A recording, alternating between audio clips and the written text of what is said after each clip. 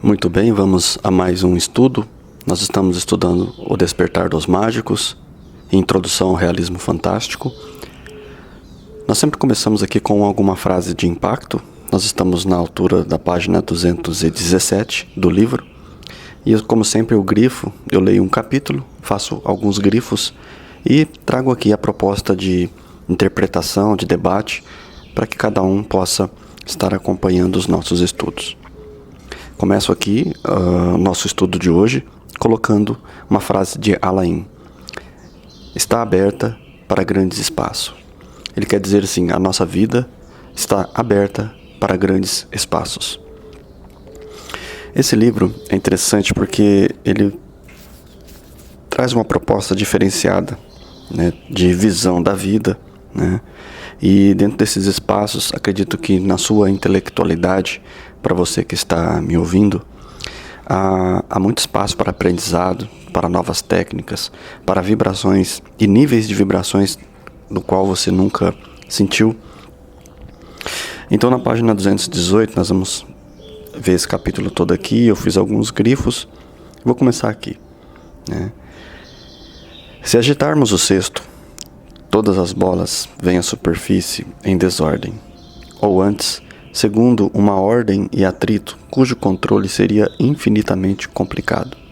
Mas, onde poderíamos descobrir uma infinidade desses encontros singularmente elucidativos, que Jung chama de coincidências significativas? A admirável frase de Jacques Rivière aplica-se às civilizações em seus momentos históricos. Acontece a um homem não o que ele merece, mas o que se assemelha.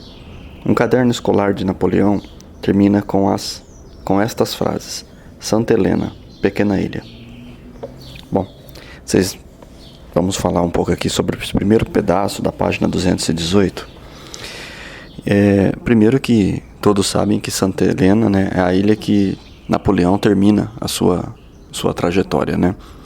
E como pode uma criança que escreve num caderno basicamente saber o que vai acontecer no futuro? Aqui esse detalhe fala muito sobre aquilo que a gente tem falado hoje sobre o segredo, né? Existem alguns exames, quando a gente fala algumas pessoas usam esse tipo de técnica, como utilizar um quadrado com vários buracos, e você lança uma bola, né? E cada buraco tem uma espécie de nome, como se a pessoa tentasse usar a lei da coincidência do universo para interpretar e ajudar a tomar decisões. Algumas coisas assim foi utilizado na Grécia Antiga, né? Então, como a gente já tem falado em outros vídeos, não existe coincidência.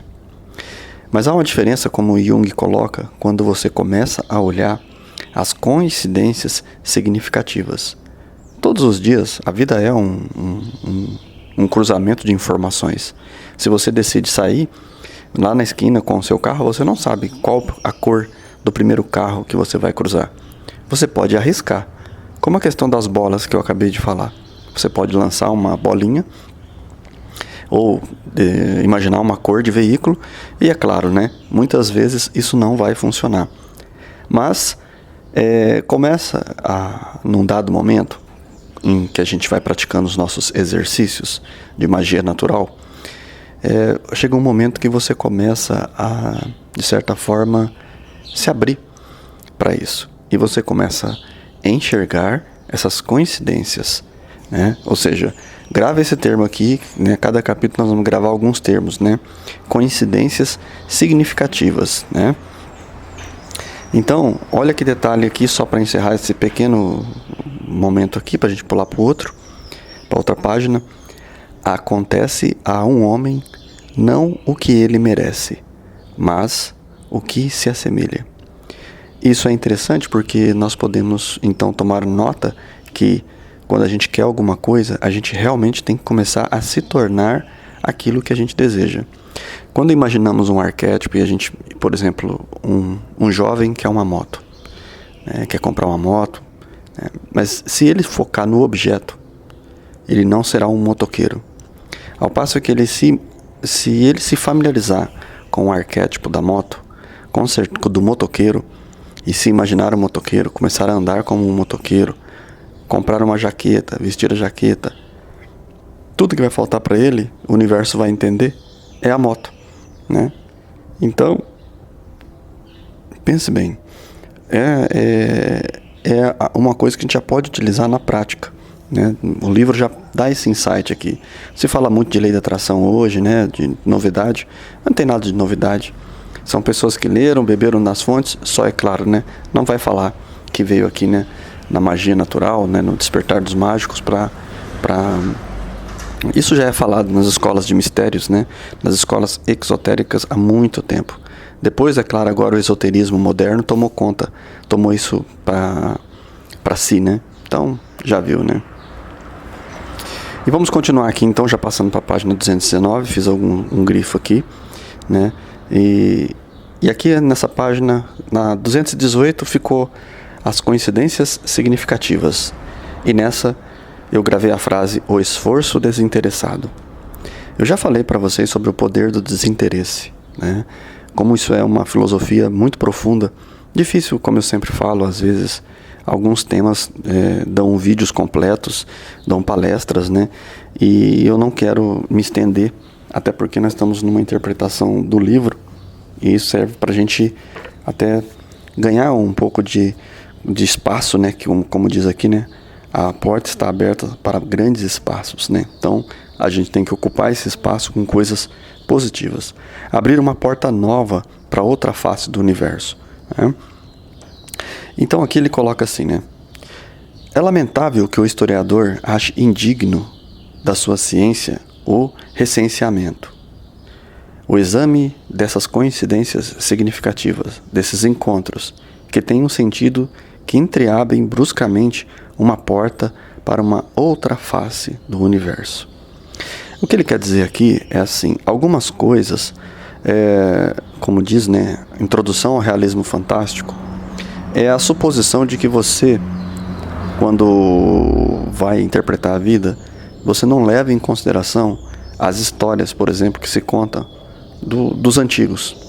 Quando se fala de que naquela época, naquele tempo, começou a acontecer aparições, visões, fantasmas, né? Essas coisas as pessoas não comentam.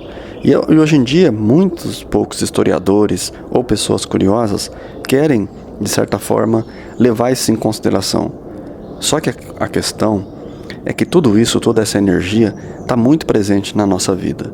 O universo, como eu sempre digo, através da inteligência consciencial, ele sempre está mostrando, em dados momentos em que você se abre a isso, quando você não percebe que às vezes determinado pensamento passa uma borboleta na sua frente, como às vezes você está buscando uma cor e o carro que passa tem aquela cor, e você está pensando na estrada e de repente você vê uma frase de propaganda no outdoor que se encaixa perfeitamente na resposta que você está buscando. Não existe coincidência, mas a coincidência pode ser significativa. Mas aqui é que entra um grande segredo para você acessar esse conhecimento dessa coincidência, né, importante. É estar, de certa forma, aberto, solto, desinteressado.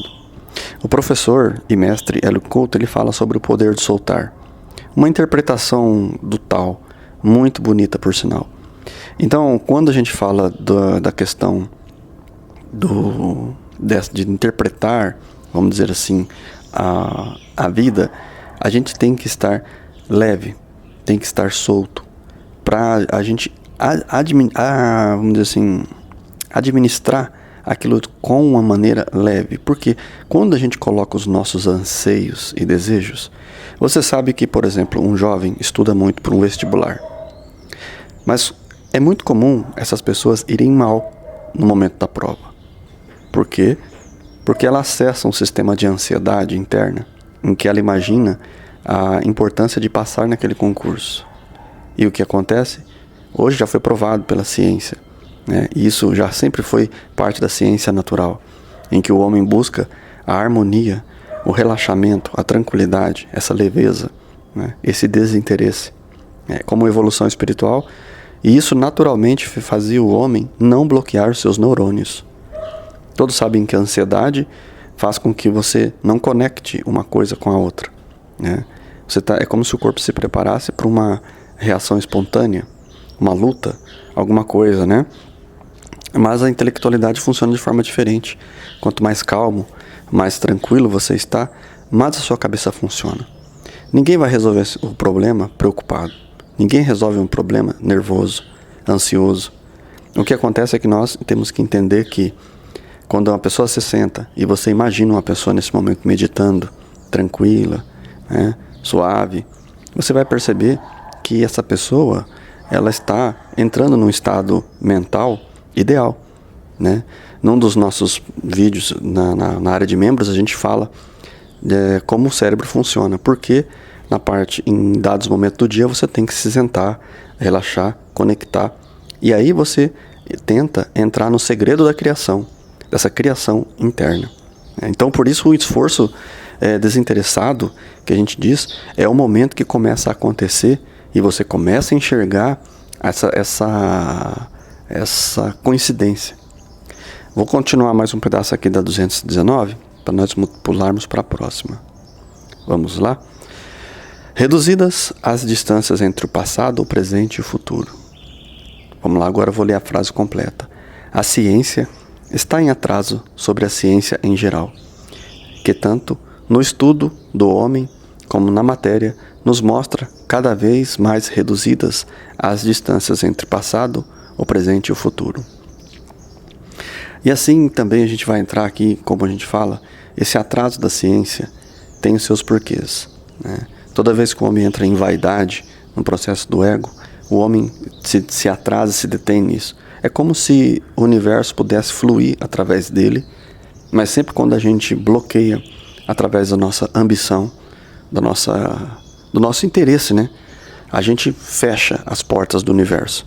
E aí o que acontece? Poderia jorrar o manancial através de você, mas você bloqueia, né? Então não vem a resposta para os seus problemas, não vem a resposta para o problema dos outros, e você podia ser este canal. Assim como a ciência, né? O cientista pode fazer grandes descobertas num simples dia no laboratório, mas que pode, de certa forma, impactar a vida de todos nós, né? Devemos pensar nisso. Então, esse desinteresse tem que estar sempre presente na nossa vida enquanto se trata de interpretação. Porque o interesse vai fazer você ver aquilo que você quer ver e não aquilo que precisa ser visto. Então existe uma diferença muito grande, né? E nós vamos entrar nos mistérios aqui no capítulo, né? Algumas coisas interessantes, um pouquinho mais à frente aqui, tá?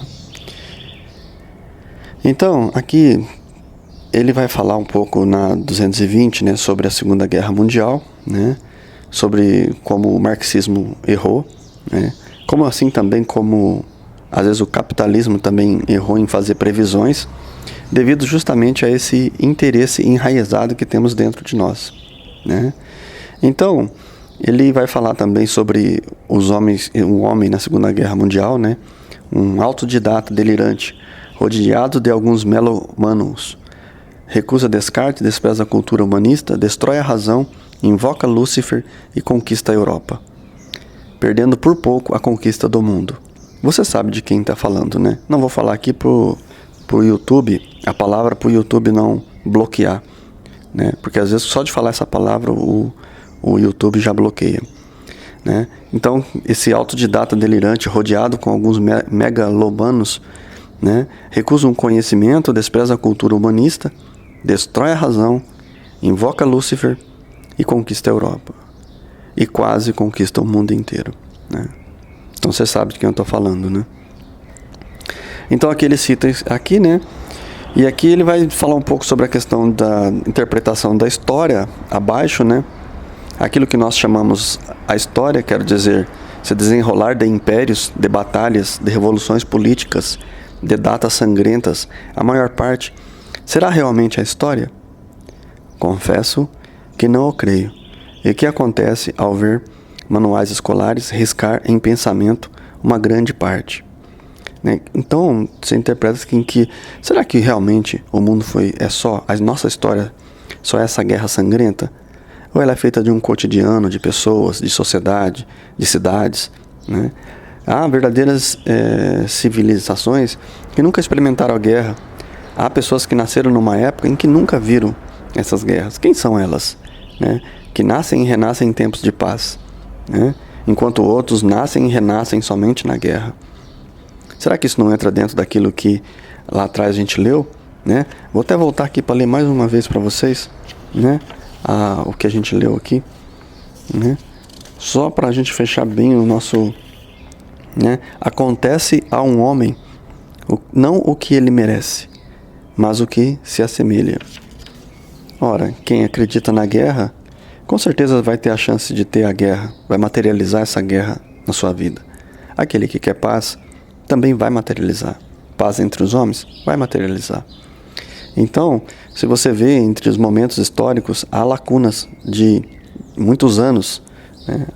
Dentro desses povos há verdadeiros agricultores, artesãos, nessa cidade, que só comentaram sobre a guerra, uma coisa muito distante de sua vida, né?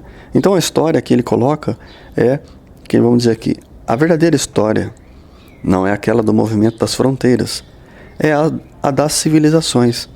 E a civilização, por um lado, o progresso das técnicas, por outro, o progresso da espiritualidade. Podemos perguntar se a história política não é, em grande parte, uma história parasita. Interessante que ele critica aqui, né, justamente o que a gente vê hoje, né? Pessoas às vezes preocupadas com a política, direita, esquerda, isso, partido aquilo, e esquecendo que a história da vida dele, ou dela, é feita por ela mesma, e que ela que tem que lutar, né? Que na verdade não vai importar a história do país, vai importar a sua luta, o seu empreendimento, o seu empreendedorismo diante da vida, a sua luta, o seu esforço. Veja só, eu sempre digo que aqui nas entrelinhas você pode ver coisas muito importantes para a sua vida, né? Então quando a gente fala de história, e a pessoa vem contar a história, ela não é, em primeiro lugar, vamos lá, história não é aquilo que passam pra gente, principalmente a história da escola, né? Tem um monte de mentira que isso aqui é assim incalculável, como por exemplo o nosso vamos dizer assim, nossa morte dos nossos índios aqui, né? Dos verdadeiros donos dessa terra, né? Donos, né? Se é que existe dono, né? Mas que moravam aqui primeiro, né? Em harmonia com a natureza, com tudo, né? Que desfrutaram dessa beleza. Milhares e milhares de anos teve índios aqui no Brasil e eles sempre viveram da mesma forma. Como eu falei, várias pessoas encarnam, né, a paz, as sociedades tranquilas. Outros encarnam a guerra, né? Então aí fica a você o critério de pensar e raciocinar sobre isso. Então aqui ele vai falar sobre o que é a verdadeira evolução, nossa verdadeira história é uma história espiritual. A verdadeira história, sobre o ponto de vista material, das técnicas disfarçadas sobre a história política que a oprime, lhe usurpa o lugar e até mesmo o nome, né? Então você vai ver que tudo é disfarçado por essa história de poder, de história, de países, né? Mas oprime e usurpa o lugar da espiritualidade, daquilo que ele vai colocar abaixo aqui. Mas ainda a verdadeira história é a do progresso do homem na espiritualidade. A função da humanidade é auxiliar o homem espiritual a libertar-se, a realizar-se, a auxiliar o homem, como dizem os hindus, numa fórmula admirável, ser aquilo que é. Gente, vou convocar você a prestar um pouco de atenção no que eu estou falando aqui. Talvez seja a parte mais importante do nosso estudo. É o porquê existe sociedade, por que você está aqui, por que nós devemos, de certa forma, colaborar com a sociedade. Insistir para que ela seja melhorada, insistir para que seja aquele ideal que a gente quer, porque tem um objetivo, né? Para a maioria dos homens que chega quando nasce aqui, homens e mulheres, é claro, né? Que inseridos num tempo, num espaço, numa história, o objetivo de tudo isso vou ler de novo, mas ainda a verdadeira história é a do progresso do homem na espiritualidade. A função da humanidade é auxiliar o homem espiritual a libertar-se, a realizar-se, a auxiliar o homem, como dizem os hindus, numa forma admirável de ser aquilo que é, né? Vou continuar aqui então, aqui na página 221, tá? Para quem quiser ver, na parte de cima. É certo que a história aparente, a história visível, a história da superfície, não passa de um ossário. Se a história fosse apenas isso, não havia mais nada a fazer senão fechar o livro e desejar a extinção no Nirvana. Mas quero acreditar que o budismo mentiu, que a história não é isso. Aqui, para quem não sabe, o Nirvana do budismo é quando o ser humano, a pessoa, a entidade, espírito, no final do seu progresso espiritual, ele se extingue numa grande energia chamada Nirvana, que seria Deus, né? E só que isso chama impersonalismo. E basicamente eu particularmente não acredito no impersonalismo, assim como o autor que mostra que também não acredita. Mas ele coloca aqui, mas quero acreditar que o budismo mentiu e que a história não é isso. Eu também acho que não é isso, né? Mas é isso que se é pregado hoje em dia. Então do budismo eu retiro as grandes práticas, os grandes exercícios, mas quanto a esse detalhe aí eu discordo completamente do budismo, né? Para mim, Deus é uma personalidade, se nós somos pequenas personalidades, esse é o nosso reflexo, nossa semelhança com o todo, né? Vamos lá. Dizem que os povos felizes não têm história, mas os povos que não têm historiadores, franco-atiradores e poetas são mais que infelizes, asfixiados e traídos. Olha que interessante isso aqui, gente. Dizem que os povos felizes não têm história. É o que falam, né? Que povos felizes não têm história, né? Mas os povos que não têm historiadores, franco-atiradores e poetas são mais que infelizes. E quer dizer, olha, que é a nossa história. Nós temos historiadores, franco-atiradores, nós temos poetas, e nós somos uma sociedade de infelizes. Isso falado há 70 anos atrás, né, praticamente. Nós somos uma sociedade asfixiada, traída. Vou até aumentar hoje, ansiosa e depressiva, né? Então, existem os povos felizes? Sim. Só que eles não têm história. Não precisa relatar. Eles não precisam escrever a sua história. Eles vivem a sua história. E aí ele vai entrar aqui no termo, né, fantástico, né? Voltando as costas ao fantástico, por vezes o historiador é levado a erros fantásticos. O marxista prevê o desmoronamento da economia americana, no momento em que os Estados Unidos atinge o mais alto nível de estabilidade e poder. Capitalista determina que o Oeste é a expansão do comunismo, no momento em que a Hungria se revolta. Então você vê, o interesse aqui das duas partes fazem errar bruscamente. Como eu sempre falei, por que a religião não previu a pandemia nessa época que a gente está falando? Por quê? Porque ela foi incapaz, ela é uma religião de interesses hoje em dia, de muitos interesses. Não é a prática religiosa, espiritual, desinteressada, né? Então, é isso que você tem que sempre levar em consideração, né? O poder do desinteresse é muito importante na sua vida. Cultive isso, aprenda a cultivar, já que você estará em magia natural, você estará em transformação, né?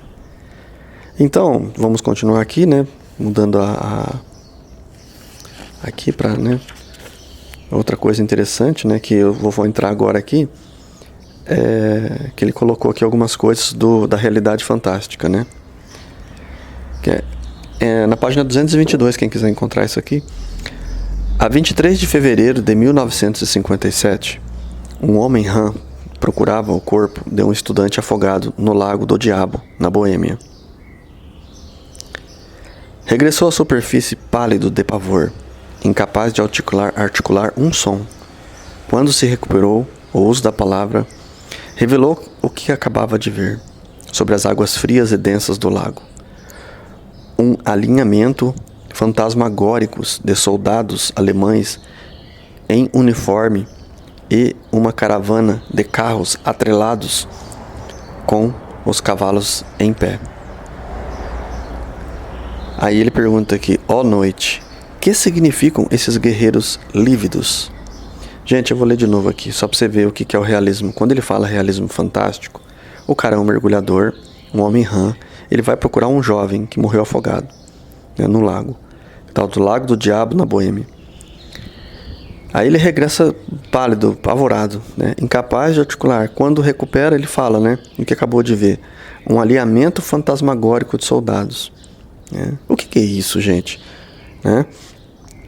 E aí ele coloca aqui embaixo, de certa maneira, também, nós mergulhamos no Lago do Diabo, nos anais do processo de Nuremberg, em milhares de livros, de revistas e nos testemunhos pessoais reunimos uma coleção de singularidades.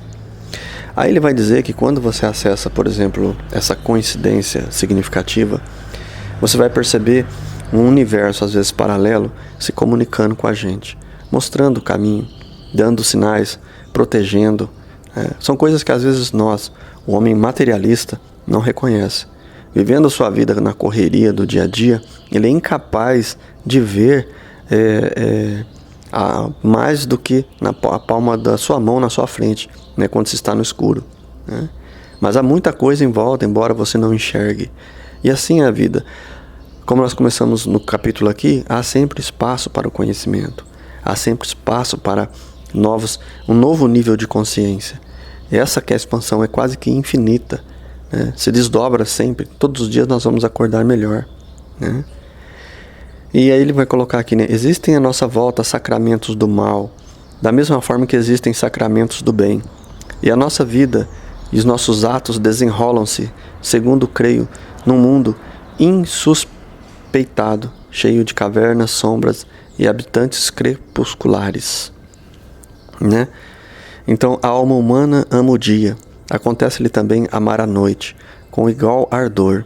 E esse amor pode conduzir os homens, como as sociedades, a ações criminosas e desastrosas, que aparentemente desafiam a razão, mas que, no entanto, se revelam explicáveis se nos colocamos numa determinada ótica. Precisaremos, ou acaso, por um adiante, a dar novo à palavra Arthur Machen, o autor dessa frase que eu acabei de ler. Né? Também anotei aqui na 225, outra coisa que me chamou a atenção. Né? Eis, acrescenta imediatamente o que o homem faz quando é abandonado, o livre impulso dos seus instintos, ao mesmo tempo desenfreados e sistematicamente pervertido. Né? Então ele vai falar aqui do homem que está perdido. Né? Então ele vai, de certa forma, né?